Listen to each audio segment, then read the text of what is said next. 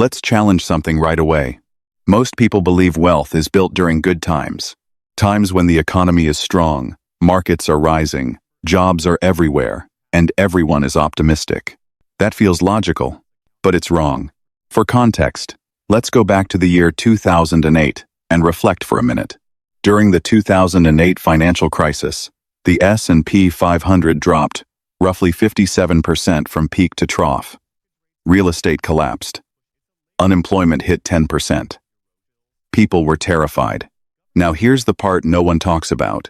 According to Federal Reserve data, between 2009 and 2019, U.S. household net worth more than doubled. It went from about $56 trillion in early 2009 to over $118 trillion by the end of 2019. And the majority of millionaires in America today became millionaires during that recovery period. Not in 2006. Not during the housing frenzy. During the aftermath. Here's what most people don't realize. Recessions don't destroy wealth. They transfer it. And this is where it gets really interesting. To be more realistic, let's break down the math so that you can see the point I am trying to make here. Imagine two people. For the purposes of illustration, let's call them Bobby and Steve. Yeah, myself. Because I'm smart just like you. For Bobby, he starts investing during a boom year. The market is at all-time highs. Stocks are expensive. Everyone is optimistic. He invests $1,000 a month for 5 years during a strong bull run, averaging 8% annual returns. After 5 years, Bobby will have invested $60,000 at 8% average returns. He might end up with roughly $73,000 to $75,000. That sounds solid to most average investors out there. Right. Now me, on the other hand, I start investing during a recession. The market has dropped 30%. Fear is everywhere. Headlines are screaming. I also invest $1,000 a month for 5 years. But here's the difference.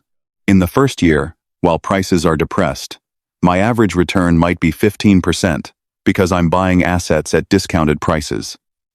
Then, the recovery accelerates. Let's say my average over 5 years ends up being closer to 12%. Same $60,000 invested. At a 12% average annual return, I end up closer to $85,000 to $90,000. Same contributions, but different starting environments. And that gap compounds over decades. Now you might be thinking, okay, Steve, that's just timing the market. No, it's understanding cycles. There's a difference. Now here's the thing that you need to understand about economic cycles so that you don't miss the point I am making here. During booms, assets are expensive. Price-to-earnings ratios expand. Real estate bidding wars happen. People overpay because they assume growth will continue forever. During recessions, the opposite happens. Quality businesses go on sale. Real estate sellers become flexible. Private deals open up, and competition disappears. It's like walking into a store during Black Friday versus shopping the week before Christmas when shelves are empty and prices are high. And yet, in finance, people do the opposite of what they do in retail. They rush to buy when prices are high and run away when prices are discounted.